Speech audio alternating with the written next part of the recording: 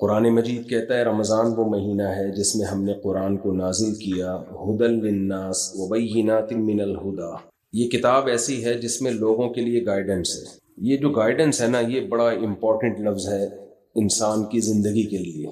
قرآن کا یہ دعویٰ ہے کہ ہدایت، جس کو انگلش میں ہم گائیڈنس کہتے ہیں، اردو میں رہنمائی کہتے ہیں، قرآن کا یہ دعویٰ ہے کہ یہ رہنمائی صرف قرآن کے پاس ہے، قرآن کے علاوہ کسی کے پاس گائیڈنس ہے ہی نہیں۔ آپ کہہ سکتے ہیں کہ یہ تو عجیب سی بات ہے بھائی، گائیڈنس کیوں نہیں ہے؟ ہم گائیڈنس اپنے ماں باپ سے لیتے ہیں۔ جی اچھا، اب میں گائیڈنس ان سے لے رہا ہوں کہ نہیں لے رہا؟ کیا خیال ہے؟ ریکارڈنگ کی گائیڈنس ان سے، کاروبار کی گائیڈنس ہم دوسرے لوگوں سے لیتے ہیں، اور آپ کی طبیعت خراب ہو جائے تو ڈاکٹر سے آپ ہدایت لیتے ہیں، رہنمائی لیتے ہیں۔ تو ہم تو زندگی کے بہت سارے شعبوں میں مختلف قسم کے لوگوں سے گائیڈنس لیتے رہتے ہیں۔ قرآن کہہ رہا ہے کہ گائیڈنس صرف کس کے پاس ہے؟ قرآن کے پاس۔ تو عجیب سی بات ہوئی، سمجھ میں آنے والی بات تو بظاہر نہ ہوئی ہے۔ بظاہر میں نے سوچ سمجھ کے لگایا ہے، اس لیے کہ اگر بظاہر کے بغیر کہہ دیتا کہ سمجھ میں آنے والی بات نہ ہوئی تو کلپ چل جاتا اور گستاخی اور توہین قرآن کا کیس چل کے پھانسی ہو جاتی۔ سمجھ رہے ہیں کہ نہیں سمجھ رہے کہ مفتی صاحب نے کہہ دیا کہ یہ تو غلط معلوم ہو رہا ہے؟ تو یہ پاکستان میں اس وقت مذہب کا یہ حصہ رہ گیا ہمارے سامنے، سمجھ رہے ہیں؟ مذہب اس چیز کا نام ہے، اڑا دو پھوڑ دو، کوئی پتھر سے نہ مارے میرے دیوانے کو، بم کا زمانہ ہے اڑا دو سالے کو۔ سنا ہوگا نا آپ نے، کوئی حسن حاضر ہے محبت کی سزا پانے کو، اصل میں یوں تھا۔ میری عادت ہے اب چٹکلوں کی، وہ میں باز نہیں آتا۔ محبوبہ نے کہا تھا پرانے زمانے میں کہ بھئی میرے حسن کی وجہ سے یہ مجھ پہ عاشق ہوا ہے تو سزا مجھے ملنی چاہیے، اس بیچارے کو کیوں مار رہے ہو؟ بھائی یہ ای کو ختم کریں، جیسے نارمل آواز ہے نا وہی رکھیں۔ حسن حاضر ہے محبت کی سزا پانے کو، کوئی پتھر سے نہ مارے میرے دیوانے کو۔ کراچی کے حالات سے یہ شاعر نے چینج کیا ہے، کوئی پتھر سے نہ مارے میرے دیوانے کو، بم کا زمانہ اڑا دو سالے کو۔ پرانے زمانے کی بات ہے۔ خیر، تو بھائی ہم تو مختلف زندگی کے شعبوں میں ہدایت ہم لیتے رہتے ہیں، لیکن قرآن کہہ رہے کہ ہدایت اور گائیڈنس صرف کس کے پاس ہے؟ قرآن کے پاس۔ لیکن سوال پیدا ہوتا ہے، بظاہر قرآن میں تو کوئی گائیڈنس ہے ہی نہیں۔ آپ کا گلا خراب ہو، قرآن سے گائیڈنس ملے گی کیسے ٹھیک کرنا ہے؟ جواب، اگر آپ ابھی تو ٹھیک ہے نا، گلا خراب تو نہیں ہے، تو جواب دے دیں مجھے۔ بھائی سب کا گلا خراب ہے تو جواب نہ دیں، اگر گلا صحیح ہے تو جواب دے دیں۔ ہمیں قرآن سے پتہ چلتا ہے گلا کیسے ٹھیک ہوتا ہے؟ اگر قرآن سے پتہ چلتا ہوتا گلا کیسے ٹھیک ہوتا ہے تو میڈیکل کالجز میں قرآن پڑھایا جاتا۔ کیا خیال ہے؟ ENT اسپیشلسٹ بیٹھے ہوئے ہیں نا، کہاں گئے وہ کھڑے ہوئے، کہاں چلے گئے؟ تو آپ کے کڈنی میں کوئی مسئلہ ہے، کڈنی کو کیسے ٹھیک رکھنا ہے، ہم نے یہ گائیڈنس ہمیں ملتی ہے قرآن سے؟ نہیں ملتی۔ اگر ملتی تو گورا اپنی یونیورسٹیوں میں کیا پڑھاتا؟ قرآن پڑھاتا۔ پیسے آپ نے کیسے کمانے ہیں، یہ گائیڈنس ہمیں ملتی ہے قرآن سے؟ نہیں مل رہی بھائی ہمیں۔ اس کے لیے آپ کو تاجروں کے پاس اپنے بچوں کو بٹھاتے ہو، کبھی بھی بزنس سیکھنے کے لیے بچوں کو قاریوں کے پاس نہیں بٹھایا جاتا، مولاناؤں کے پاس بھی نہیں بٹھایا جاتا۔ لوگ مجھ سے پوچھ رہے ہوتے ہیں مفتی صاحب بزنس کا طریقہ بتا دیں، تو میں کہتا ہوں بھائی میں کوئی طریقہ بتا دیتا تو میں خود نہیں کر لیتا۔ ہم تو خود دوسروں پہ اعتماد کرتے ہیں بزنس کے معاملے میں۔ ہاں یہ ضرور بتا دیتا ہوں کہ کروڑوں میں کوئی ایک آدھ ہوتا ہے جس پہ اعتماد کیا جا سکے۔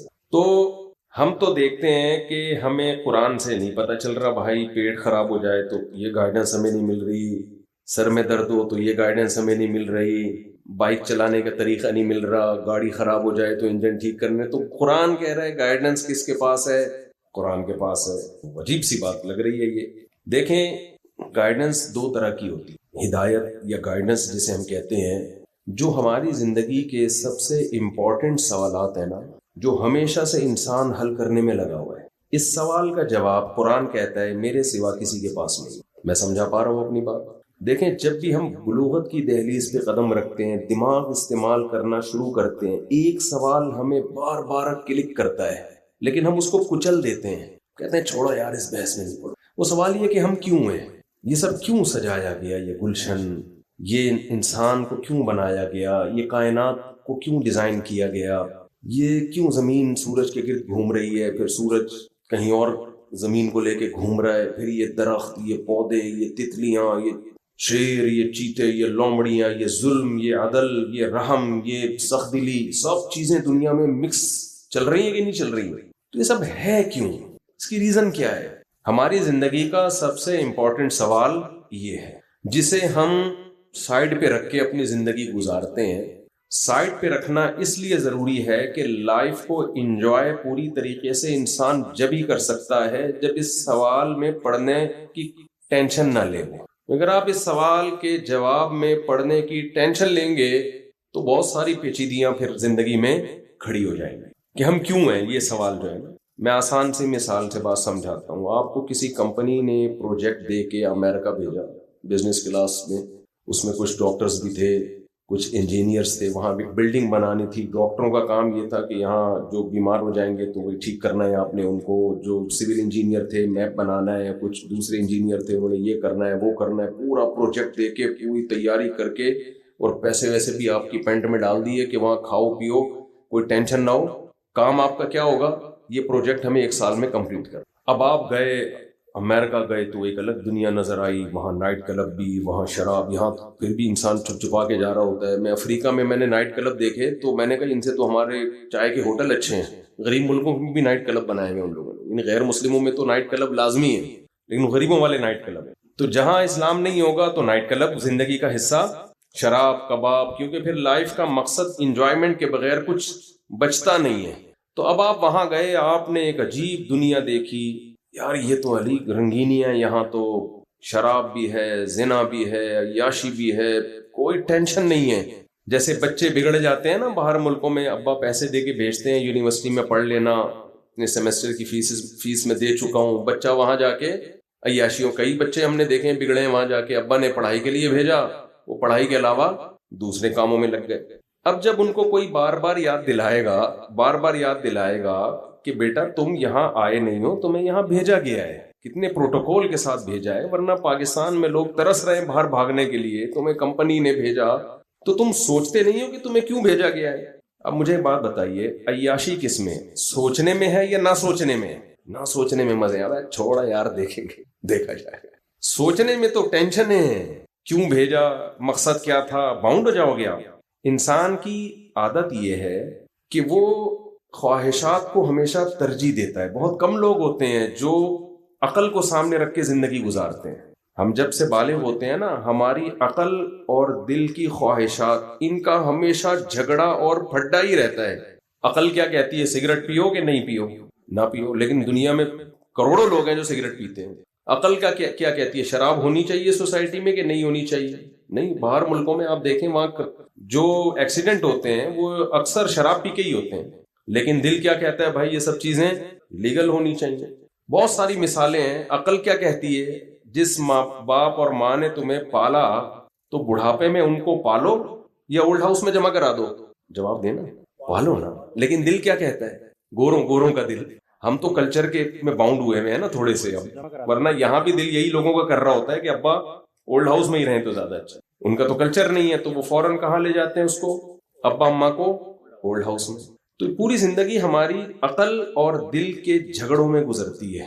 اس وجہ سے ہم خواہشات کو جب غالب رکھتے ہیں تو ہم یہ سوچتے ہی نہیں ہیں کہ ہم کیوں ہیں.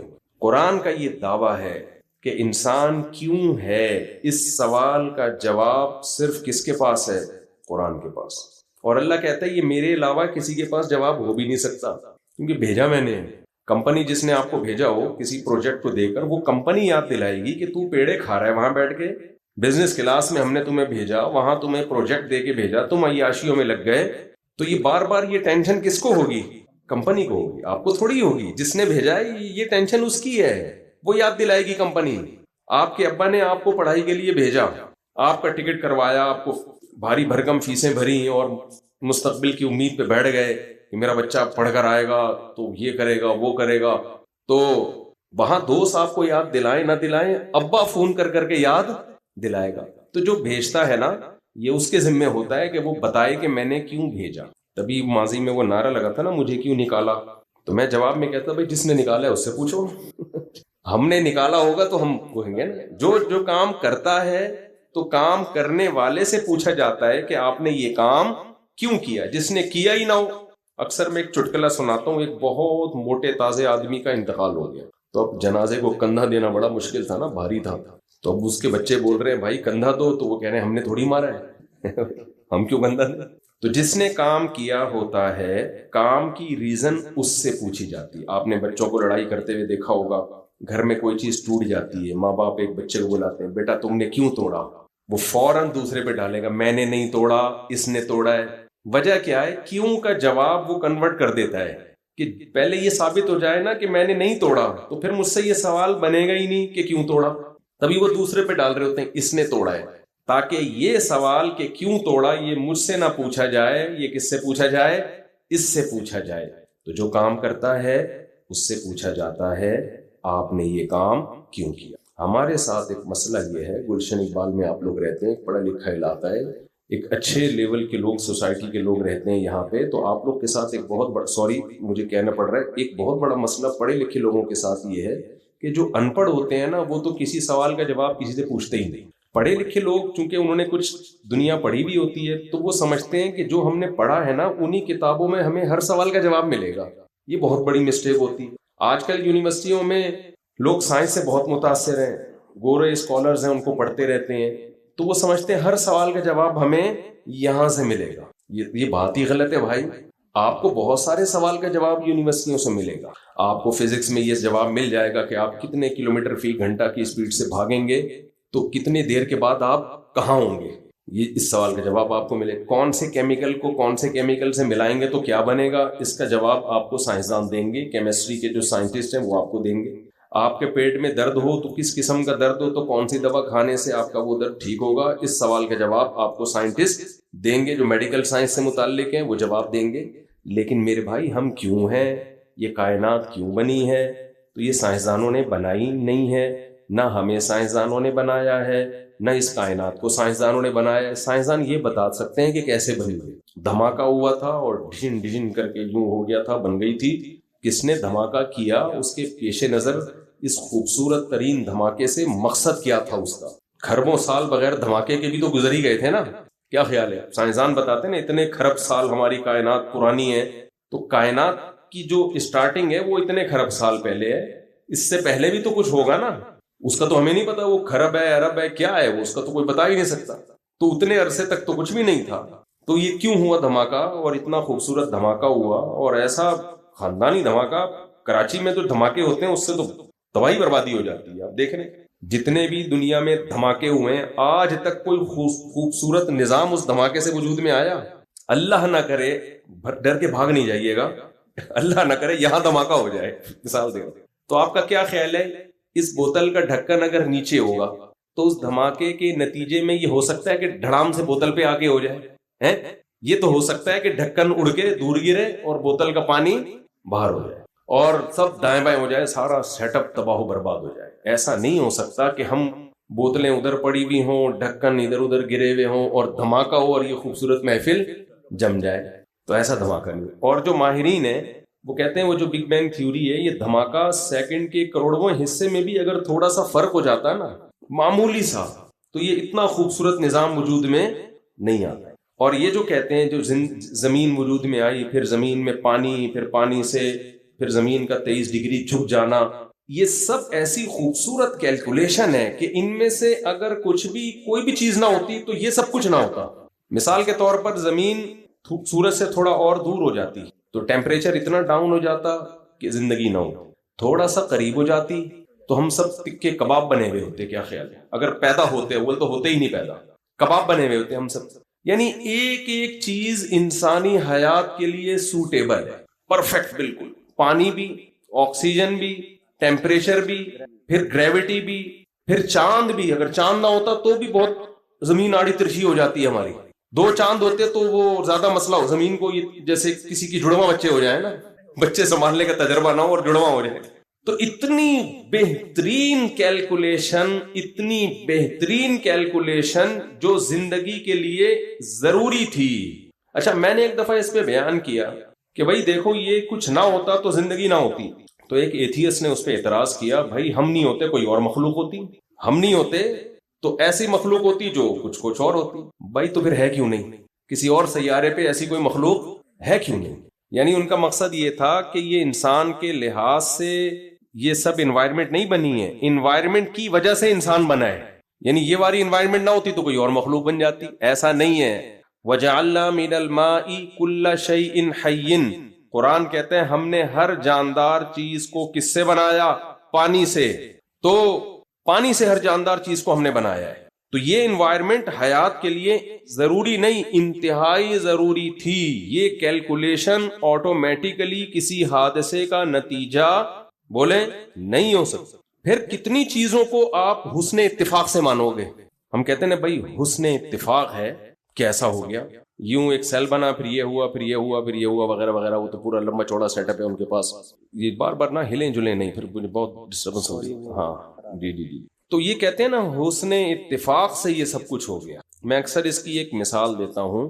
حسن اتفاق سے یہ تو ہوتا ہے کہ آپ نے کسی سے کروڑوں روپے قرضہ لیا تھا اور بھاگے آپ جس بس میں چڑھے اتفاق سے وہ بھی اسی بس میں تھا. آپ نے مکان علاقہ چھوڑ کے کہیں اور گئے، پتہ چلا پڑوس میں بھی. یعنی قبح اتفاقات تو بہت ہوتے ہیں، ایسے حسن اتفاق نہیں ہوتے کہ آپ نے کسی سے 1 کروڑ روپے لیے، جیسے ہی لیے اس کا انتقال ہو گیا، وہ آپ کے ہو گئے 1 کروڑ. پھر آپ نے اس سے 1 کروڑ روپے قرضہ لیا، اگلے دن جس سے قرضہ لو ساری دنیا مر جائے گی، وہ نہیں مرتا. وہ نہیں مرے گا. یہ تو خیر سمجھانے کے لیے مثال دے رہا ہوں. تو لا آف چانس، کچھ چیزیں بائی چانس ہو جاتی ہے نا. تو یہ کیسی بائی چانس کچھ چیزیں ہو گئی ہیں کہ ایک سیل وجود میں آیا جس کی جو ترکیب ہے اتنی پیچیدہ ہے کہ کروڑوں سال میں جا کے اس بات کا سائنسدان کہتے ہیں امکان ہے کہ شاید کوئی ایسا سیل بن جائے، جبکہ بے شمار سائنسدان اس کا انکار کر رہے ہیں کہ کھربوں سال میں بھی نہیں بن سکتا. چلو فرض کر لیا اتفاق، حسن اتفاق سے ایک بن گیا. پھر حسن اتفاق سے اس میں ایسے سافٹ ویئر انسٹال ہو گئے کہ وہ 1 کے 2 بھی ہو رہے ہیں، 2 کے 4 بھی ہو رہے ہیں. پھر حسن اتفاق سے اتنی اردو تو آتی ہے نا، حسن تو سمجھتے ہی ہوں گے سب لوگ، اتفاق رہ گیا. تو کہ وہ پانی میں ایک مخلوق وجود میں آ گئی. پھر وہ مخلوق باہر جھانکتی تھی، ایک دن اس نے نکل کے باہر آنا سیکھا تو باہر کے انوائرمنٹ سے متاثر ہوئی، تو باہر کے انوائرمنٹ سے متاثر ہو کر پھر وہ باہر ہی انجوائے کرنے لگی. اس کی سارا باڈی کروڑوں سال میں باہر کے حساب سے ہو گئی. پھر وہ بھائی بس کر دو، نہیں ہو سکتا ایسا. کیسی یہ کیلکولیشن ہے. پھر نر مادہ کیسے بن گئے، مرد اور عورت کیسے بن گئے. اور نر اور مادہ کا ملاپ اولاد پیدا کرنے کے لیے نہیں ہوتا. فطرت نے ان کے دل میں مرد اور عورت میں یا نر اور مادہ میں اٹریکشن کسی اور، ان کا کوئی اور مقصد ہوتا ہے. اس سے ریزلٹ فطرت لے رہی ہوتی ہے گروتھ کا، نسل بڑھانے کا، جو بالکل دونوں ایک دوسرے سے کیا ہیں، ڈفرنٹ ہیں. یعنی کوئی جنگل میں پیدا ہونا اور اس کو بتایا جائے کہ تمہاری جو فیمیل کی طرف رغبت پیدا ہو رہی ہے اس کا ریزلٹ یہ ہوگا کہ نسل بڑھے گی، وہ کبھی بھی نہیں مانے گا اس کو. وہ کہے گا اس کا نسل سے کیا تعلق ہے. لیکن فطرت کیا کرتی ہے، نیچر کیا کرتی ہے، جانوروں میں بھی اس نے یہ جذبہ رکھا کہ اس کا ریزلٹ بالکل ایک ڈیفرنٹ ہے اور ان کا مقصد بالکل ایک الگ مقصد ہوتا ہے. اپنی خواہش بھوک مٹانا ہوتا ہے. اس بھوک کے ذریعے کام کیا ہو رہا ہے، بالکل ایک الگ نسل کی حفاظت کی جا رہی ہے. تو آپ کتنی چیزوں کو اتفاق سے مانو گے بھائی. اور آنکھیں یہاں جڑ گئی، کان یہاں لگ گئے، زبان یہاں لگ گئی، زبان میں ایسے سینسر کہ آپ 20 ذائقے محسوس کر. میں بار بار ایک چیز بیان میں کہتا ہوں کہ ہمارا دماغ دیکھتا ہے، ہمارا دماغ سنتا ہے، ہمارا دماغ بولتا ہے، ہمارا دماغ سونگھتا ہے، ہمارا دماغ ہر چیز کا احساس دلاتا ہے. لیکن اس کے پاس انسٹرومنٹ نہیں تھے دیکھنے کے لیے. تو قدرت نے دماغ کو 2 ڈیجیٹل کیمرے دے دیے. دیکھنے کا جب تمہارا دل کرے تو تمہیں یہ آلات ہیں. جیسے کسی ڈاکٹر کو آپ انسٹرومنٹ پکڑا دیتے ہیں کہ مریض کا گلا چیک کرنا ہے تو یہ دانت چیک کرنے ہیں، الٹرا ساؤنڈ کی یہ مشین ہے. ڈاکٹر انسٹرومنٹ کے بغیر، آلات کے بغیر وہ بیچارہ ناکارہ ہے نا. تو ہمارا دماغ جو خود ایک انتہائی پیچیدہ مشین ہے، ڈاکٹر صاحب بیٹھے ہوئے ہیں وہی بتائیں گے کہ اتنی باریک باریک اس میں لائنیں جو بلڈ کو سرکولیٹ کر کے پورے دماغ میں، وہ زمین پہ کہتے ہیں 2-3 دفعہ چکر لگا دو اس کو، وہ پورا پائپوں کا گچھا بنا کے کھوپڑی میں فٹ کر دیا ہے. یہ کھربوں سال میں بھی بھائی حسن اتفاق سے ایسا نہیں ہو سکتا. تو یہ کیسا کنیکشن ہے اس کا. اس دماغ کو دیکھنے کے لیے کیمرے چاہیے تھے تو قدرت نے 2 کیمرے آپ کی کھوپڑی میں فٹ کر دیے اور ان کے لینس کو ایسے ایڈجسٹ کر دیا، اتنا یعنی 0.1 ملی میٹر بھی اگر دونوں آنکھوں کے فاصلے دائیں بائیں ہو جائیں تو ہمیں صحیح نظر نہیں آئے گا. صحیح نظر، ان کے لینس کی ایڈجسٹمنٹ ایسی بہترین طریقے سے کر دی ہے. 40 سال کے بعد نظر کمزور ہوتی ہے نا، وہ لینس کی ایڈجسٹمنٹ تھوڑی سی آؤٹ ہو جاتی ہے، ذرا سی آؤٹ ہوتی ہے وہ. تو بھائی یہ کیا ہے، یہ کیسے اتنے خاندانی سافٹ ویئر؟ پھر دماغ کو سننے کے لیے کان چاہیے تھے تو کھوپڑی میں کیا فٹ کر دیے؟ کان. سونگنے کے لیے ناک چاہیے تھی، اور یہ ایک ہی کھوپڑی میں سب چیزیں کیوں فٹ ہو رہی ہیں؟ کیونکہ ایک اچھی لائف گزارنے کے لیے یہ سارے حواس کی ہمیں ضرورت ہے. ہمارے دماغ کو ایک ہی ٹائم پہ دیکھنا بھی چاہتا ہے، وہ سننا بھی چاہتا ہے، بولنا بھی چاہتا ہے، سونگنا بھی چاہتا ہے. تو جتنے بھی ضروری آلات تھے وہ سارے دماغ جہاں ہے اسی کے نیچے سارے ایسے فٹ کیے کہ اس کے حسن و جمال میں بھی کوئی گڑبڑ نہ ہو. میں نہیں مانتا یہ حسن اتفاق سے. آپ لوگ اگر مانتے ہیں تو مجھے بتا دیں بھائی. یہ اتفاق سے ایسے اتفاقات بولو نہیں. تو کسی نے کہا ہے نا، حسن اتفاق سے ایسا حسین اتفاق نہیں ہوتا. پھر ہر چیز میں تو قرآن بار بار یہ دعویٰ کرتا ہے ذالک تقدیر العزیز العلیم. یہ بہت اہم آیت ہے قرآن کی. تقدیر عربی میں کسے کہتے ہیں؟ اندازہ، کیلکولیشن، مینجمنٹ. یہ تمام چیزوں پہ تقدیر کا لفظ عربی میں صادق آتا ہے. یعنی جو چیز اتفاق سے ہونا، جو بے تکی ہو، اس کی جو اپوزٹ ہے وہ کیا ہے؟ تقدیر، یعنی مقدر. ایک کیلکولیشن کے ساتھ کسی چیز کو ایڈجسٹ کرنا. ان تمام معنوں میں عربی کا یہ لفظ استعمال ہوتا ہے جسے ہم کیا کہتے ہیں؟ تقدیر. یہ وہ تقدیر نہیں ہے جو ہم کہتے ہیں نا تقدیر میں لکھا ہوا ہے، وہ الگ چیز ہے. یہ جو تقدیر ہے نا، تقدیر یہ ہے جو قرآن میں تقدیر العزیز العلیم کا لفظ، قرآن میں ایک ہی لفظ مختلف جگہوں پر مختلف معنی میں استعمال ہوا ہے نا. جیسے ہم اردو میں بھی ظالم کا لفظ جب ہم ویسے ہی بولتے ہیں تو ظالم کا مطلب ظلم کرتا ہے، لیکن شاعری میں ظالم کا مطلب ظالم نہیں ہوتا. حسینہ جو ہوتی ہے نا محبوبہ، اس کو ظالم کہا جاتا ہے. اگر اس کو کوئی عادل کہہ دے تو وہ پھر اس کے حسن کی تعریف نہیں کی آپ نے. ظالم کا مطلب ہے، اب یہاں ظالم کا مطلب کیا ہے بھائی؟ جو جس سے آپ کو عشق ہو جائے تو وہ ظالم ہی ہوتا ہے نا. اگر وہ عادل ہے تو اس کا مطلب تو اس نے تو آپ کو کوئی تکلیف ہی نہیں دی، اس کے حسن پہ آپ کوئی ٹینشن ہی نہیں لے رہے. تو ٹینشن ظالم دیتا ہے نا، عادل تھوڑی ٹینشن دیتا. تو یہ شاعروں کی اپنی اصطلاحات ہوتی ہیں. ہم دیکھتے ہیں ایک ہی لفظ ایک ہی زبان میں مختلف جگہوں پہ مختلف معنی میں وہ استعمال ہوتا ہے. تو قرآن میں بھی ایسا ہی ہے، ایک لفظ ایک جگہ کسی اور معنی میں ہے. قرآن میں ظلم کا لفظ بھی ایسے وَلَمْ تَظْلِم مِّنْهُ شَيْئًا. قرآن کہتا ہے وہ ایک باغ تھا جس کا درخت پھل دیا کرتا تھا اور ظلم نہیں کرتا تھا. تو وہاں ظلم کا مطلب ظلم نہیں ہے، ظلم کا مطلب پھلوں میں کمی نہیں کرتا تھا. تو مختلف معنی میں قرآن کے الفاظ مختلف. تو جب ہم یہ آیت پڑھتے ہیں ذالک تقدیر العزیز العلیم، یہ بہت امپورٹنٹ آیت ہے. قرآن میں نا سورہ یاسین میں اللہ نے ستاروں سیاروں کا تذکرہ کیا اور کہا لَلشَّمْسُ يَنبَغِي لَهَا أَن تُدْرِكَ الْقَمَرَ وَلَا اللَّيْلُ سَابِقُ النَّهَارِ كُلٌّ فِي فَلَكٍ يَسْبَحُونَ.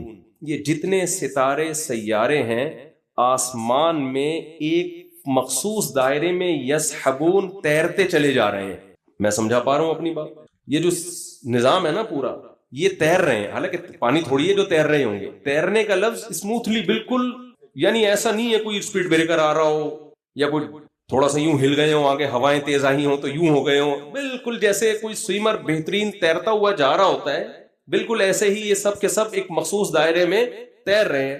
تو قرآن نے یہ دعویٰ کر کے کہا یہ حسن اتفاق نہیں ہے، یہ خود بخود نہیں ہوا. ذالک تقدیر، یہ مینجمنٹ ہے، کیلکولیشن ہے. اب تقدیر کا مطلب سمجھ میں آیا کہ یہ تقدیر یہ اپوزٹ ہے، کچھ کام اتفاق سے ہو جائے. تو اللہ کہہ رہے یہ اتفاق سے نہیں ہو رہا، یہ مینجمنٹ ہے، یہ کیلکولیشن ہے. باقاعدہ کس سیارے کو، کس ستارے کو کتنی سپیڈ پہ کس مدار میں دوڑنا ہے تاکہ یہ نظام کائنات چلتا رہے. پھر زمین کو جو 23 ڈگری جھکا کے گھما دیا، ہر چیز میں قرآن کہہ رہا ہے یہ نہیں ہو سکتا. تم اس میں جب غور کرو گے تمہیں پتا چلے گا یہ کیلکولیشن ہے. اور قرآن پھر آگے یہ دعویٰ کر رہے یہ کیلکولیشن بھی کسی معمولی ذات کی طرف سے نہیں ہے. جب تم اس میں غور کرو گے تمہارے سامنے 3 چیزیں نکل کے آئیں گی. ہم جب کائنات میں غور کرتے ہیں نا تو ہم یہاں تک غور کرتے ہیں کہ یہ بوتل کیسے بنی اور اس پہ ڈھکن کیسے لگا اور اس کے اندر کیا ہے. اس سے آگے نہیں جاتے کہ یار اس کو کس کمپنی نے بنایا.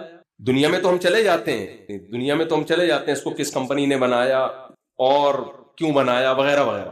لیکن جب ہم اس کائنات میں غور و فکر کرتے ہیں تو کیسے بنی اس میں تو غور ہوتا ہے. بنانے والا کون ہے اور اس کی کیا صفات ہو سکتی ہیں، اس سوال کو ایسے پی جاتے ہیں جیسے آپ دوسری شادی کرتے ہوئے پکڑے جائیں اور بیگم آپ سے پوچھ لے کہ میں نے سنا ہے کہ آپ نے کر لی، تو آپ کی حالت کیا ہوتی ہے؟ آپ کوشش کرو گے ٹاپک چینج ہو، ٹاپک چینج ہو، گھماؤ گے ادھر ادھر، بھائی کیا یہ شادیوں کے علاوہ کوئی اور بات نہیں آتی بیگم تمہیں؟ تو دنیا اس سوال کو پی رہی ہے، جبکہ قرآن سب سے زیادہ فوکس اسی سوال کو کرتا ہے، ان فی خلق السماوات والارض واختلاف اللیل والنہار لآیات لأولی الالباب۔ اللہ کہتے ہیں زمین اور آسمان کے بنانے میں، دن رات کے عدلنے بدلنے میں، اور یہ ساری چیزوں میں عقل مندوں کے لیے بڑی بڑی نشانیاں ہیں۔ بھائی نشانیاں عقل مندوں کے لیے ہیں تو وہ ان نشانیوں میں غور کر کے رزلٹ کیا نکالتے ہیں؟ آپ کہہ سکتے ہو انگریزوں نے ان نشانیوں پہ غور کر کے رزلٹ یہ نکالا کہ ہم سورج تک کیسے پہنچ سکتے ہیں، ہم چاند تک کیسے پہنچ سکتے ہیں۔ یہ رزلٹ نکالنے پر بھی اللہ کی طرف سے کوئی پابندی نہیں ہے، یہ گائیڈنس آپ کو مل جائے گی سائنسدانوں سے۔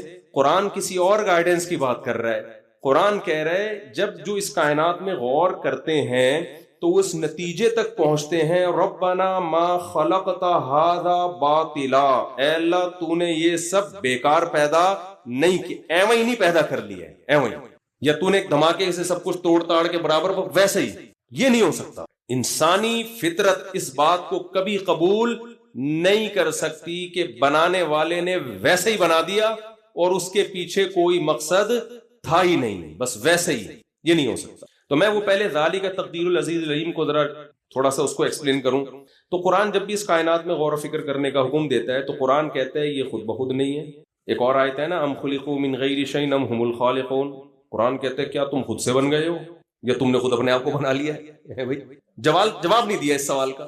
بعض جواب اتنے واضح ہوتے ہیں کہ قرآن سوال کر کے چھوڑ دیتا ہے، جیسے مشرکین سے قرآن نے جب خطاب کیا، امن جعل الارض قرارا وجعل خلالها انہارا وجعل لها رواسیا وجعل بین البحرین حاجزا، یہ جو بتوں کو پوچھتے ہیں نا، قرآن ان سے خطاب کرتا ہے بھلا جس نے زمین کو جائے قرار بنا دیا، جس نے زمین کے درمیان پانی جاری کر دیا، جس نے زمین میں پہاڑ گاڑ دیے اور میٹھے اور کھارے پانی کو ایک ساتھ چلا دیا، الہ مع اللہ، اس کے علاوہ کوئی اور عبادت کے لائق ہو سکتا ہے؟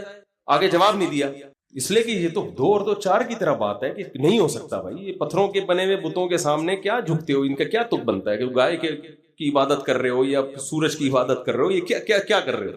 تو یہاں بھی قرآن نے سوال کر کے چھوڑ دیا، ام خلقوا من غیر شیء ام هم الخالقون، اللہ کہتے ہیں خود بخود بن گئے، لا آف چانس کے تحت، بائی چانس ایسا ہو گیا کہ ایک سیل بنا، سافٹ ویئر اس میں انسٹال ہو گئے، اور پھر عجیب بات ہے ماں اور مرد اور عورت کا ملاپ ہوتا ہے، حمل ٹھہرتا ہے، کھانا کھانے سے اس بچے کی ہڈیاں بن رہی ہیں اور سب کچھ بنا کے جیسے ہی بچہ مارکیٹ میں آیا ماں کی چھاتیوں میں حسن اتفاق سے دودھ بھی اسی وقت بن گیا۔ میرے خیال میں سمجھا نہیں پا رہا یہ کون سا حسن اتفاق ہے یار۔ تو یاد رکھو دنیا میں ہر فیلڈ میں 1 نمبر بھی ہوتے ہیں، 2 نمبر بھی ہوتے ہیں کہ نہیں ہوتے؟ تو آپ یہ نہ سمجھو کہ سائنس کی دنیا میں سارے 1 نمبر ہی ہوتے ہیں، سائنسدانوں میں بھی تھوڑے نہیں بڑے بڑے پھینکو پڑے ہوئے ہیں۔ سائنس میرا ٹاپک نہیں ہے، لیکن ایسا نہیں ہو سکتا کہ کسی سائنسدان کی ہوائی فائرنگ کو میں اس لیے لے لوں کہ وہ سائنس ہے جی، وہ چاند پہ پہنچے ہوئے ہیں، تو یہ نہیں ہو سکتا۔ جب خدا کو آپ نے ڈکشنری سے نکالنے کا فیصلہ کر ہی لیا ہے تو پھر تو کچھ بھی گڑتے رہو بیٹھ کے، تو یہ نہیں ہو سکتا حسن۔ بچہ پیدا ہوا اور فوراً ماں کی چھاتیوں میں دودھ آیا، یہ بہت پیچیدہ سافٹ ویئر انسٹال ہوئے ہیں بھائی ماں کے پیٹ میں۔ وہی خوراکوں سے گوشت بن رہا تھا، وہی خوراک سے آنکھ بن رہی تھی، وہی خوراک سے کان، ابھی اس کو دودھ کی ضرورت نہیں ہے تو دودھ نہیں بن رہا، جیسے ہی پیدا ہوا فوراً دودھ بننا شروع۔ اور بچہ کتنا گھننا ہوتا ہے کچھ بھی نہیں پتا ہوتا، لیکن کم وقت کو یہ پتا ہوتا ہے دودھ کہاں سے ملے گا اور حلق میں اترے گا کیسے۔ مجھے یاد ہے میں 9th کلاس میں نا ڈارون کی تھیوری پڑھتا تھا، میں وہ ہمارے سلیبس کا حصہ ہے، تو میرا دماغ خراب ہونا شروع ہو گیا، پڑھ کے بچے خراب ہوتے ہیں اس سے۔ میں ڈارون پہ جو اتنا رد کرتا ہوں نا، کیونکہ میں خود ڈسا ہوا ہوں، ہمیں ہمارے ٹیچر بتاتے تھے ہم بندر سے بنے، ہم یہ بنے، میں کہتا یار تو پورا خدا کا تصور، آدم کو مٹی سی، تو سب برباد ہو گیا۔ ایک وسوسے آتے تھے انہی دنوں میں۔ مجھے یاد ہے میں نماز پڑھنے جا رہا تھا تو کہیں گلی میں نا کسی کی بکری نے بچہ دیا ہوا تھا، میں نے دیکھا وہ بچہ پیدا ہوتے ہی دھن تلاش کر رہا ہے، اس کو مل نہیں رہا ہے، کبھی ادھر منہ مار رہا ہے، کبھی ادھر منہ مار رہا ہے، کبھی ادھر منہ مار رہا ہے۔ میرے بہت زور کا جھٹکا لگا مجھے اس وقت، میں نے کہا یار یہ کون تھا جو ماں کے پیٹ میں اس میں ایوالو ہو کے ایسے خاندانی سافٹ ویئر انسٹال ہوتے چلے جا رہے ہیں۔ ہے بھائی؟ اگر یہ ایوالو ہوا بھی ہے تو کوئی ہے جس نے یہ سافٹ ویئر ڈالے ہیں اس کے اندر؟ یہ کیا ہو رہا ہے کہ پیدا ہوا ہے اور ایسے اچھل کے نا دودھ تلاش کر رہا ہے، حالانکہ اس کا پہلا دن، پہلا گھنٹہ، پہلا سیکنڈ ہے دنیا میں آنے کا۔ ہارڈ ویئر بنانا آسان ہوتا ہے بھائی، سافٹ ویئر بنانا بہت مشکل۔ یہ صرف ہارڈ ویئر پر مشتمل نہیں ہے، انسان اور جانور، ان کے اندر سافٹ ویئر بھی انسٹال ہوئے ہوئے ہیں۔ ہارڈ ویئر خود سے نہیں بن سکتا، کھربوں سال میں ایک بے جان تصویر وجود میں نہیں آ سکتی۔ دیکھنے والی تصویر جو دیکھتی ہو، جو سنتی ہو، جو بولتی ہو، وہ کہاں سے ہو سکتی ہے؟ تبھی قرآن اپنی قدرت کے جو دلائل دیتے ہیں نا، اس میں جوڑوں کا تذکرہ، پیئرنگ کا تذکرہ بہت کرتا ہے قرآن۔ سورہ یاسین میں آپ دیکھیں، سبحان الذی خلق الازواج کلھا، پاک ہے وہ ذات جس نے ہر چیز کو جوڑے جوڑے بنایا ہے۔ اگر یہ کائنات حسن اتفاق سے وجود میں آتی تو اس میں جوڑے نہ ہوتے، نر مادہ پلس مائنس 4 جو ہمیں ہر چیز میں نظر آتا ہے، اور پھولوں میں نر مادہ پھولوں کا ملاپ، ہر چیز، پوری کائنات کی جو کیلکولیشن ہے وہ پازیٹیو اور نیگیٹو پہ ہے۔ تو اللہ کہتے ہیں یہ نہیں، یہ کیسے ہو سکتا ہے کہ یہ سب آٹومیٹیکلی ہو رہا ہو؟ تو خیر قرآن نے یہ دعویٰ کیا ذالک تقدیر، یہ کیلکولیشن ہے، حسن اتفاق بولو نہیں۔ نمبر 2، قرآن کہتے ہیں جس نے کیلکولیشن کی ہے وہ بھی معمولی ذات نہیں ہے، اس میں 2 صفات جو اس کائنات کو دیکھ کے تمہیں پتہ چل جائیں گے۔ اللہ کے تو 99 نام ہے نا، وہ تو اللہ کے بتانے سے پتہ چلتے ہیں یا بہت ڈیپ میں جا کے غور کرنے سے۔ 2 چیزیں اس کائنات کو دیکھتے ہی پتہ چل جاتی ہیں کہ جس نے بنایا ہے العزیز، بہت پاورفل ہے، وہ کمزور نہیں ہے۔ نمبر 2 العلیم، اس کا علم، نالج بہت ہے اس کے پاس، کیونکہ اتنی زبردست کیلکولیشن کے لیے نالج کا ہونا بھی ضروری۔ بہت سے لوگوں کے پاس نالج ہوتی ہے، طاقت نہیں ہوتی کام کرنے کی۔ آپ کے پاس نالج ہے کہ 4 ہو جانی چاہیے، کرتا کون ہے؟ نالج لے کے گھوم رہے اور اسی نالج کے ساتھ قبر میں چلے جائیں گے۔ مجھ سے بوڑھے بوڑھے لوگ ملتے ہیں، کاش مفتی صاحب آپ جوانی میں مل جاتے۔ میں کہتا ہوں بہت سے جو جوانی میں ملے ہوئے ہیں انہوں نے کون سا تیر مار لیا۔ پھر خواتین بھی بیان سن رہی ہیں، اس کو مزاح ہی سمجھیں۔ سیریسلی جب ہم اکیلے ہوں گے پھر اس پہ بات کریں، ابھی آپ اس کو مزاح سمجھیں۔ صرف نالج کا ہونا ضروری نہیں ہے، اور صرف طاقت اور قوت کا ہونا بھی ضروری نہیں ہے۔ بڑے بڑے طاقتور ہیں، نالج ہی نہیں ہے تو کیا کریں گے؟ علم اور قدرت، یہ 2 چیزیں ملتی ہیں تو کام ہوتا ہے۔ تو اللہ کہتے ہیں سورہ یاسین میں ذالک تقدیر العزیز العلیم۔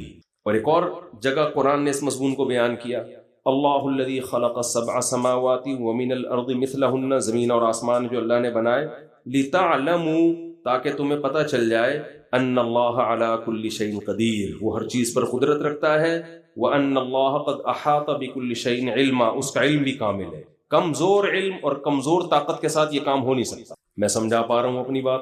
تو اب میں آپ سے یہ عرض کر رہا ہوں کہ جس نے اس کائنات کو بنایا ہے وہ ہمیں یہ نہیں بتائے گا کہ کھاتے کیسے ہیں، وہ تو اس نے سافٹ ویئر انسٹال کر دی، کھاتے کیسے ہیں یہ تم پیدا ہوتے ہی پتہ چل جاتا ہے، دودھ کہاں سے ملے گا، حلق میں کیسے اترے۔ ڈاکٹر صاحب بیٹھے ہوئے ہیں بہت معذرت کے ساتھ، تبھی میں لوگوں سے کہتا ہوں کہ ہر چیز میں ڈاکٹروں کو نہ گھسنے دو، کچھ چیزیں فطرت نے ہمیں ویسی بتا دی۔ آج کل ایک بڑا چرچا چل رہا ہے 24 گلاس پانی پینے چاہیے، اس لوگوں بھائی میں کہتا ہوں یہ پانی کتنا پینا ہے یہ ضروری چیزیں فطرت نے ڈاکٹروں پہ نہیں رکھی ہیں، تو آدم علیہ السلام کے زمانے سے پینا پڑ رہا ہے نا، یہ چیزیں فطرت ہمیں خود سکھا دیتی ہے۔ بلا وجہ کیوں پانی کے گلاس چڑھا کے بیڑا غرق کر رہے ہو اپنا؟ سوری کوئی ڈاکٹر صاحب اختلاف کرے مجھ سے، ہاں کوئی بیماری ہو تو ایک الگ بات ہے، نارمل آدمی بھائی جب پانی کی ضرورت ہوگی فطرت خود بتائے گی۔ اسی میں ایک اور چیز ایڈ کر رہا ہوں میں، موضوع نہیں ہے میرا، شادی کب کرنی ہے یہ بھی ڈاکٹر سے نہیں پوچھا، یہ بھی بہت بڑا مسئلہ۔ موٹیویشنل اسپیکرز گائیڈ کر رہے ہیں آج کل آ کے، ایکچولی یہ شادی کی عمر جو ہے 25 سال ہے، ایکچولی یہ 24 سال ہے، ایکچولی ٹوپی ڈرامہ ہے، شادی کب کرنی ہے یہ آپ کی جو ڈیزائرز ہیں وہ آپ کو بتاتی ہیں، یہ جبلت میں ڈال دی ہے فطرت نے۔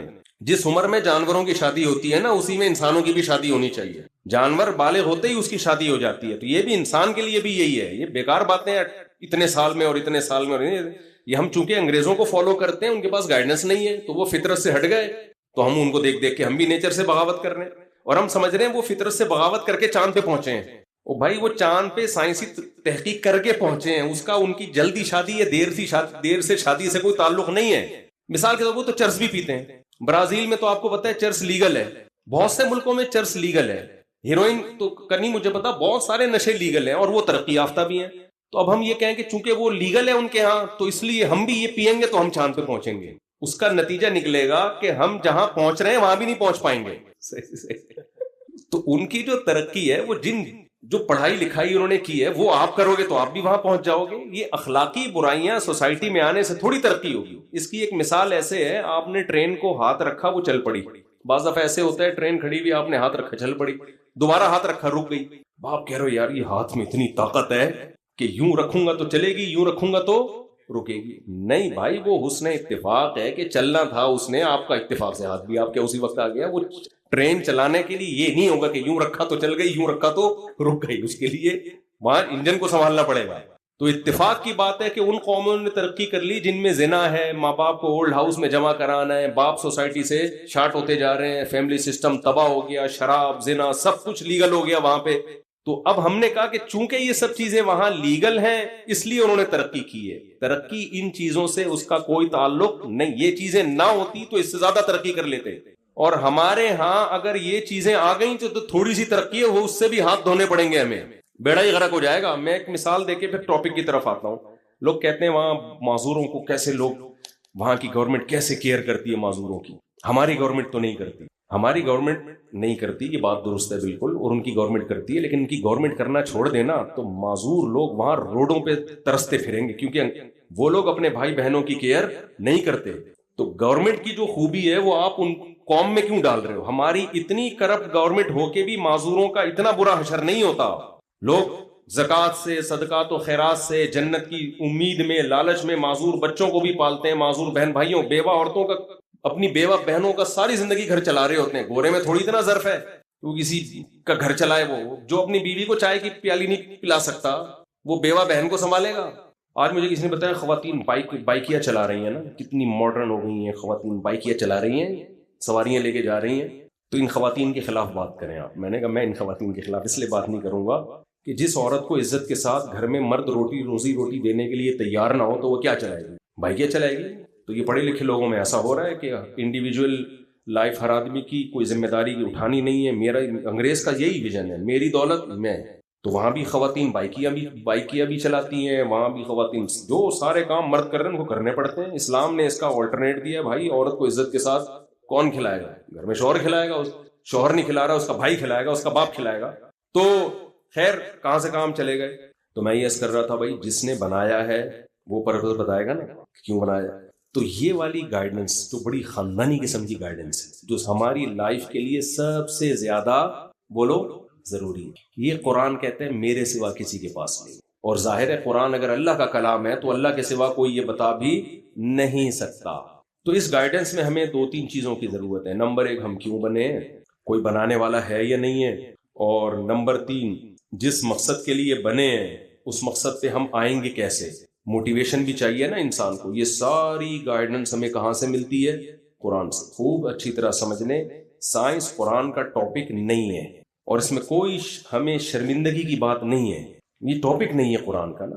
تو کچھ سائنسی باتیں ہیں ضرور قرآن میں جو 1400 سال پہلے بیان کی تھیں, آج وہ درست ثابت ہو رہی ہیں, لیکن یہ قرآن کا ٹاپک ہے نہیں. سائنسی باتوں کا درست ہونا ایک معجزہ ہے قرآن کا, لیکن ٹاپک قرآن کا سائنس نہیں ہے. سائنس, یہ میں اس لیے کہہ رہا ہوں کہ آج سائنس کی چیزیں بھی لوگ علماء سے پوچھنا شروع کر دی, اور ہر فیلڈ میں مذہبی لوگوں نے ٹانگ اڑانا شروع کر دی. او بھائی تمہارا جو ٹاپک ہے جب قرآن نہیں بتا رہا تو تم کہاں سے بتا رہے ہو؟ آج کل پتہ ہے مذہبی اسکالر کون سے زیادہ پنپتے ہیں؟ آج کل وہ پنپتے ہیں جو آپ کو جن چڑیل بھوت بھگا رہے ہو آپ کے بیٹھ پہ. حالانکہ جن چڑیل بھوت بھگانا قرآن کا ٹاپک بولو نہیں. قرآن بس یہ بتاتا ہے جنات کا وجود ہے, اس سے زیادہ ڈیٹیل قرآن نے بتائی نہیں ہے. لیکن یہ پتہ نہیں کہاں سے نکال کے لا رہے ہوتے ہیں. دوسرا, آج کل ایسے اسکالرز آ رہے ہیں کہ آپ یہ پڑھیں گے تو آپ کا یہ کام ہو جائے گا, یہ پڑھیں گے تو آپ کا یہ کام ہو جائے گا. بچی کی شادی نہیں ہو رہی تو سورہ مزمل آپ پڑھیں گے تو آپ کی بچی کی شادی ہو جائے گی. آپ کا کوئی قرضہ لے کے بھاگ گیا واپس نہیں کر رہا تو یہ والی صورت 3 دفعہ پڑھیں گے تو قرضہ بولو. حالانکہ کسی کا باپ بھی دیا ہوا قرضہ.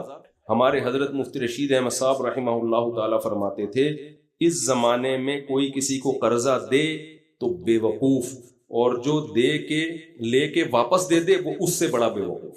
اچھا, میں نے ایک جگہ بیان میں یہ بات کہی کہ اس زمانے میں کوئی کسی کو قرضہ دے تو بے وقوف, اور جو لے کے واپس کر دے وہ اس سے بھی بڑا بے وقوف. کسی نے کہا یہ کیا بات ہوئی, قرضہ دینا تو ثواب ہے اور اگر لے کے واپس کر دے تو بے وقوف کیسے ہو گیا؟ میں نے کہا تو ان دونوں سے بڑا بے وقوف کہ تو یہ بات سمجھ.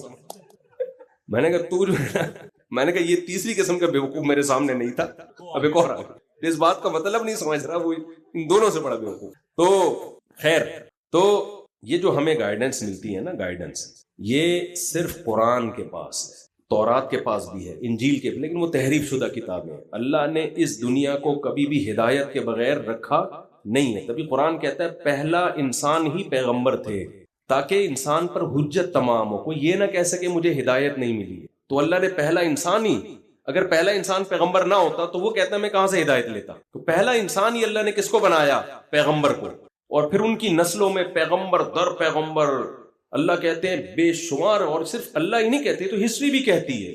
آج دنیا میں یہودی، عیسائی اور مسلم، ان تینوں کو ملایا جائے تو دنیا کی سب سے بڑی آبادی یہی ہے، باقی بہت تھوڑے رہ جاتے ہیں۔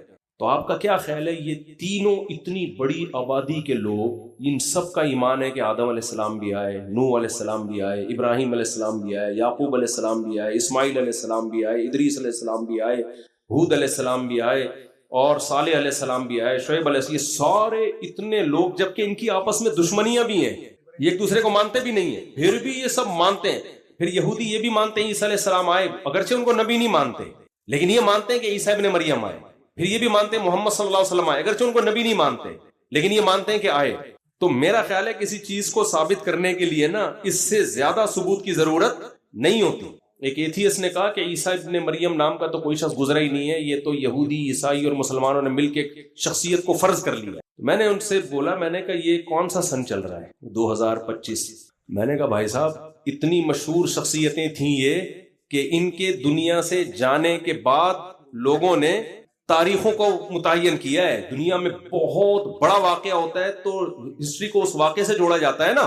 دیکھو ہم اکثر شادی بیاہ کی بات کر رہے ہوتے ہیں، اگر رمضان آنے والا تو عید کے بعد شادی ہو، بقرعید کے بعد میں تمہارا یہ کام کروں، کیونکہ دو بڑے ایونٹ آ رہے ہیں، دو بڑے واقعات ہو رہے ہیں۔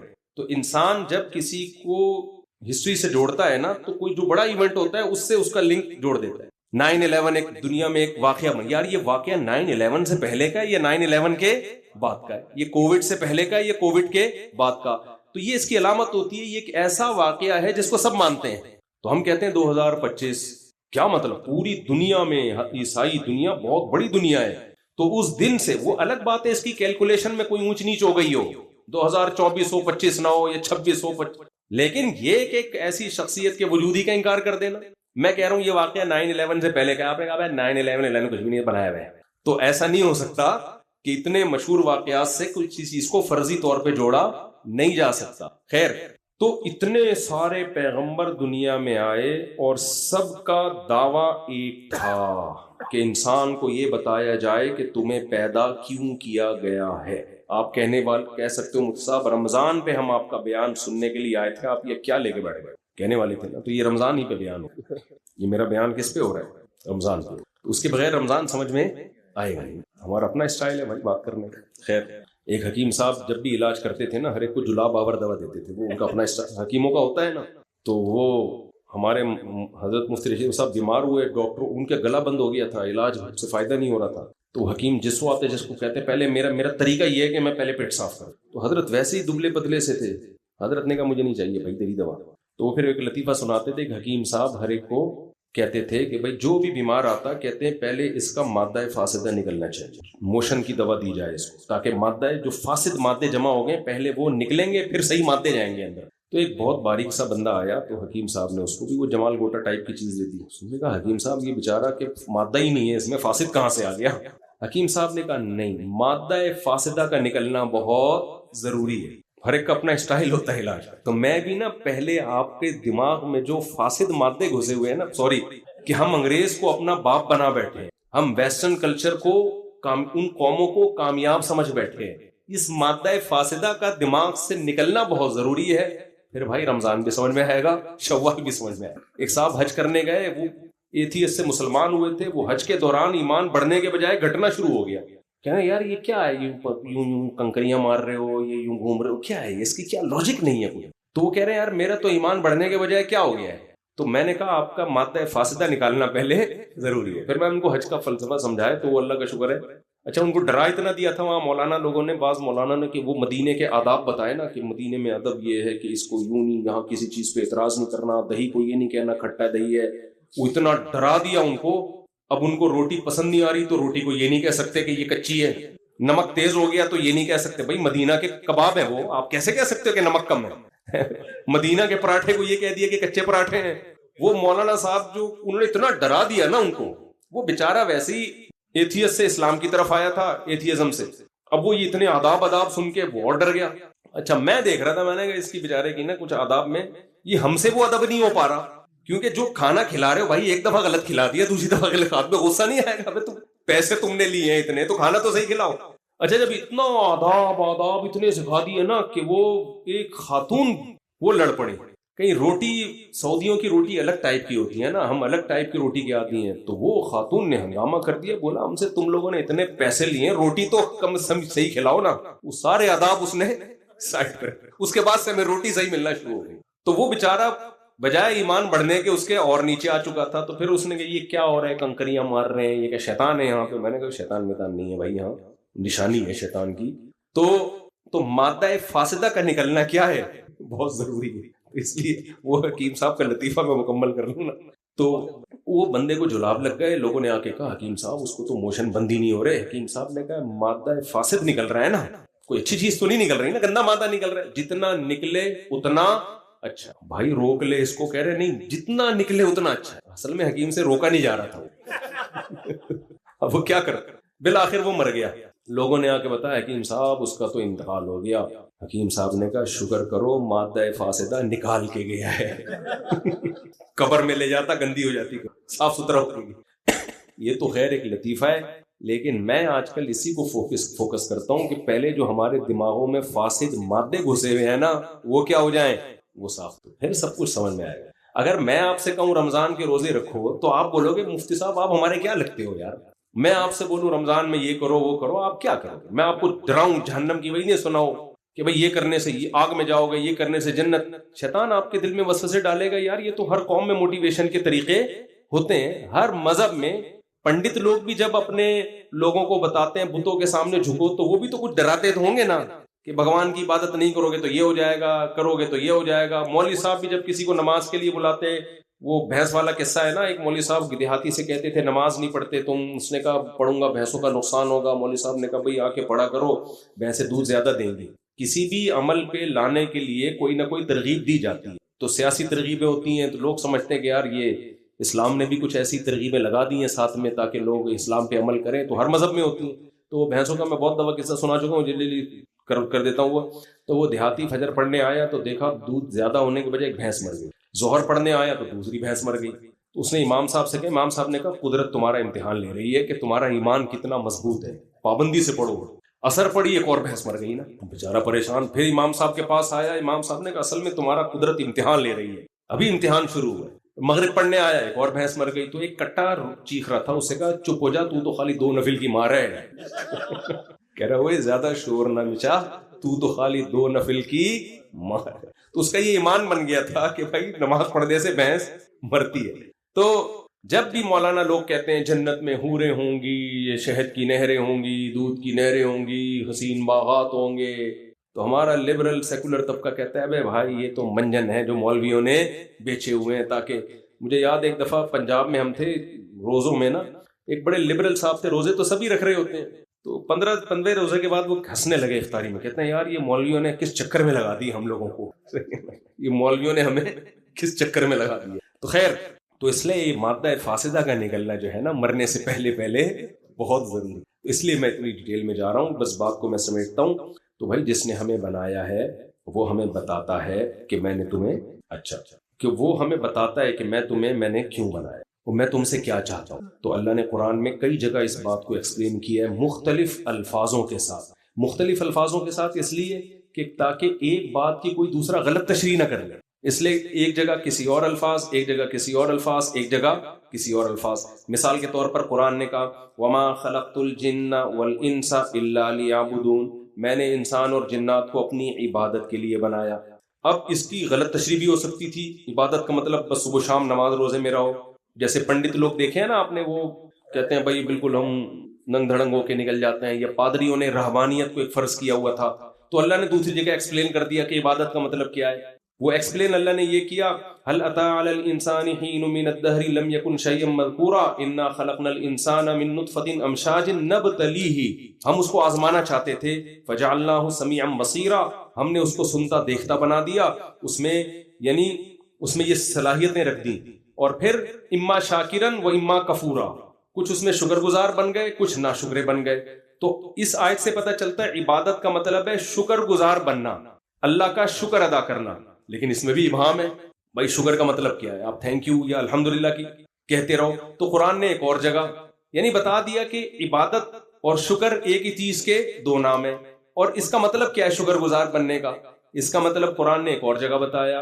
कुरान कहता है, तबारकल्लज़ी बियदिहिल मुल्कु व हुवा अला कुल्लि शैइन क़दीर अल्लज़ी खलक़ल मौता वल हयाता लियब्लुवकुम, उसने मौत जिंदगी को पैदा किया ताकि वो तुम्हें आजमाए। अय्युकुम अहसनु अमला, तुम में अच्छा अमल कौन करता है। अब दूध का दूध और पानी का पानी, यानी अल्लाह कहते हैं मैंने तुम्हें पैदा किया अपनी इबादत के लिए। अल्लाह कहते हैं इबादत का मतलब है तुम मेरे शुक्रगुजार बनो, ना शुक्रे मत बनो। फिर अल्लाह कहते हैं शुक्रगुजार का मतलब ये है कि तुम अच्छा अमल करो। क्या मतलब? इंसान में दो चीजें होती हैं, अच्छे भी बुरे भी। जानवरों में एक ही अच्छा बुरा होता है जानवरों में। भाई जानवर को अल्लाह ने जैसा बना दिया वैसे का वैसे ही रहेगा। जो वफादार जानवर है हमेशा वफादार, कुत्ता वफा करता है तो हमेशा वफादार ही रहेगा, वो बेवफा हो ही नहीं सकता। जो बुज़दिल हैं वो हमेशा बुज़दिल रहेंगे, जो बहादुर हैं वो हमेशा बहादुर। जानवरों में अच्छे बुरे नहीं होते, मोटे ताजे होते हैं।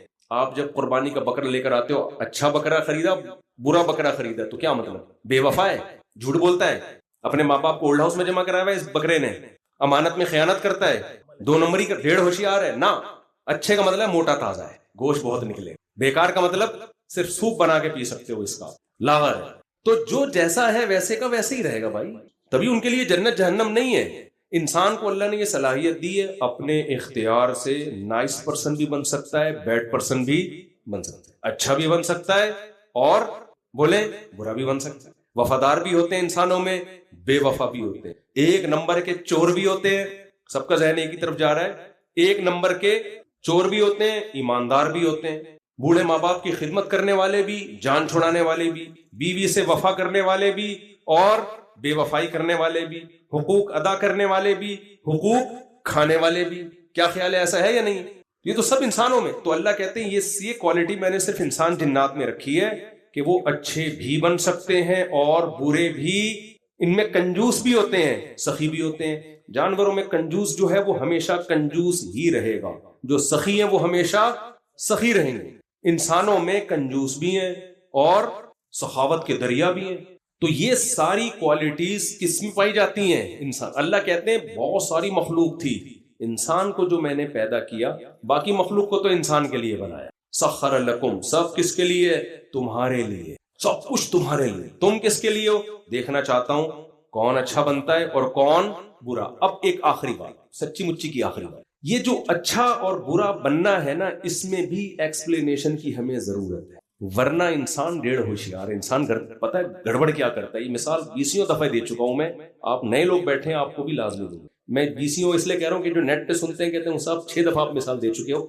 भाई मिसाल अगर खानदानी है तो 6000 दफा भी दी जा सकती है ना। क्या ख्याल है? आपसे कोई कर्जा लेने आ रहा है, आप उसको बोलोगे मैं तुम्हें नहीं दूंगा, कहेगा क्यों? कहते मिसाल देखो फला भी तुम्हारे जैसा आया था लेके भाग गया।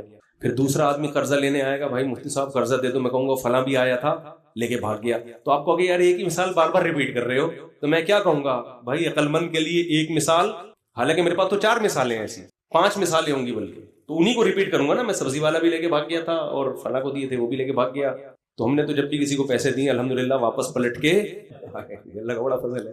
तो उससे मैं ये कहता हूँ तजुर्बा तो आ गया ना कम से कम। खैर, तो अब देखें, मुझे एक बात बताएं, मैं वो मिसाल देता हूँ, अच्छे और बुरे को एक्सप्लेन भी खुदा करेगा तो समझ में आएगा। इंसानों के हवाले कर देंगे ना। हम ये चीज भी यूरोपियन अकवाम से पूछ रहे हैं, अंग्रेजों से पूछ रहे हैं कि नाइस पर्सन किसे कहते हैं और बैड पर्सन किसे कहते हैं। उन्होंने अच्छाई और बुराई का क्राइटेरिया चेंज ही इतना कर दिया है कि हमें वो इंतहाई बुरे हो गए भी अच्छे लग रहे हैं और हमारे यहाँ इंतहाई अच्छा आदमी भी बुरा हो गया। معیار ہی کمبختوں نے چینج کر دیا ہے. سمجھ میں آ رہی ہے بات؟ سارا آوے کا آوا ہی بگاڑ دیا انہوں نے. تو اب ہم اس یورپین اقوام کو سامنے رکھ کے کہتے ہیں، ہم کہتے ہیں اچھا وہ ہے جو ٹیکس ٹائم پہ دے. دیکھو وہاں گورے سارے ٹیکس کس پہ دیتے ہیں؟ ٹائم. ٹھیک ہے، یہ بھی اچھا ہونا ہے، میں اس کو نہیں برا کہہ رہا. ٹیکس دیکھو، ہمارے ہر آدمی ٹیکس چوری، وہ کیسے لائن میں چلے. ہمارے یہاں سگنل توڑ کے چلے. 2-4 چیزیں رہ گئی ہیں اچھائی کا کرائٹیریا، اور کچھ بھی نہیں ہے.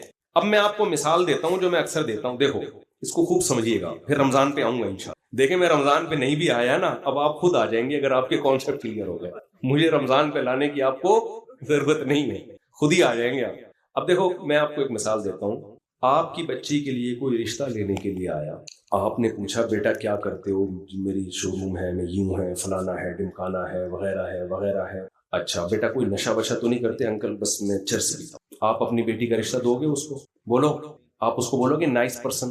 دوسرا آیا وہ بھی ساری چیزیں اچھی، چرس پیتا ہے کم وقت. تیسرا آیا سب کچھ اوکے کی رپورٹ، گڑبڑ کیا ہے؟ چرس پیتا ہے. ٹیکس ٹائم پہ دیتا ہے سب کچھ ہے، لیکن پیتا کیا ہے؟ جیب میں تلاشی تو چرس کی پڑیاں نکلی. کیونکہ آپ کی نظر میں چرسیوں کے امیج اچھا نہیں ہے، برا ہے. کیوں برا ہے؟ نالے میں بیٹھے ہوتے ہیں، پھٹے پرانے کپڑے، بغلیں بڑی بھی ہوتی ہیں، منہ سے اسمیل آ رہی ہوتی ہے.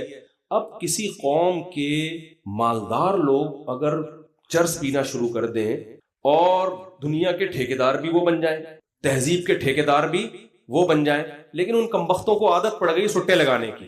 کیونکہ سٹا چھڑوانے کے لیے جو مذہب کی موٹیویشن چاہیے تھی، جنت اور جہنم کا تصور، وہ موٹیویشن ان کے پاس ہے نہیں. مجھے ایک بات بتاؤ، زنا، بدکاری، کیا وہ جنت اور جہنم کے تصور اگر درمیان سے نکال دو کہ اس عمل سے خدا ناراض ہوتا ہے، تو کیا کوئی نوجوان زنا سے بچ سکتا ہے؟ سوال ہی پیدا نہیں ہوتا. ہم اگر بچتے ہیں تو بھائی مولویوں نے ڈرایا ہوا ہمیں، آگ، جلنا پڑے گا، یہ ہوگا، قبر کا عذاب. اگر آپ یہ نکال دو نا، کوئی بھی نہیں بچے گا. تو وہ نہیں بچے، سمجھ لیں. اب کیا ہے، اب آپ نے کیا کیا، جو وہی لیڈر بن گئے دنیا کے، ترقی انہوں نے کی چرسیوں نے. اب دنیا انہی سے سیکھ رہی ہے تہذیب. اچھا وہ موٹیویشنل اسپیکر بھی وہی بن گئے. تو سب سے پہلے تو وہ اپنے اوپر سے یہ الزام بھری کریں گے نا، اپنے آپ کو اس الزام سے گالی سے نکالیں گے کہ ہم برے لوگ نہیں ہیں، ہم کیا ہیں؟ ہم اچھے. تو ہم اب وہ کیا کریں گے؟ اچھائی کی ڈیفینیشن چینج. اب وہ کہیں گے کہ دیکھو یار، یہ جو پاکستان میں گندے نالوں میں بیٹھ کے سوٹے لگا رہے ہوتے ہیں نا، منہ کر کے، اور گندے میلے کپڑے، یہ ٹرینڈ اب چینج ہونا چاہیے. ایک تو چرس کو مہنگا کرو، غریب ملکوں کا کام نہیں، یہ صرف مالدار لوگ پئیں گے، ایجوکیٹڈ لوگ پئیں گے. اور اس کی گیدرنگ ہوگی گلشن اقبال میں بڑی بڑی جگہوں پہ، 3 پیس سوٹ اور ٹائی کے بغیر کسی کو چرس میں پینے کی اجازت نہیں ہے. اس کا نام چینج کر کے اینٹی ڈپریشن پاؤڈر، اس کا نام کیا ہوگا؟ Anti depression powder. اور یہ صرف ان لوگوں کو جو بڑے بڑے دماغی کام کر رہے ہیں اور اس دماغی کام کی وجہ سے ان کو ڈپریشن. غریب کو کیا ڈپریشن ہوگی بھائی؟ انہیں وہاں بیٹھ کے چائے پینی ہے. یہ میچور لوگوں کا کام ہے، یہ غریب غربا لوگوں کا کام نہیں ہے. تو اس کے بڑے، اور پھر اس کی پیکنگ بھی اتنی اٹریکٹیو، ایسی چمک پٹیوں میں وہ، اور پھر ڈاکٹر ریکمینڈ کر رہے ہوں گے آپ کو ڈپریشن ہے تو آپ یہ ٹیبلٹ پیئیں. آپ اس کے بعد تھوڑے دن میں پتہ ہے کیا ہوگا؟ وہی مثال الٹی ہو گیا. وہی بندہ آیا رشتے کے لیے 3 پیس سوٹ ٹائی میں، آپ نے پوچھا بیٹا کیا کرتے ہو؟ یہ آپ کہیں گے بیٹا چرس پیتے ہو؟ نہیں انکل میں تو چرس. فنڈامنٹلسٹ، بنیاد پرست، دفاع ہو یہاں سے، گھٹیا انسان چرس نہیں پیتا یار. اس کا مطلب تو اتنا بنیاد پرست ہے، تو ہماری بچی کو بھی نہیں پینے دے گا. یہ تو گھٹن کے ماحول میں، یہ تو تم لگتا ہے تمہارا کو مولویوں نے تمہیں یہ گھٹن کا ماحول کس نے سکھایا ہے؟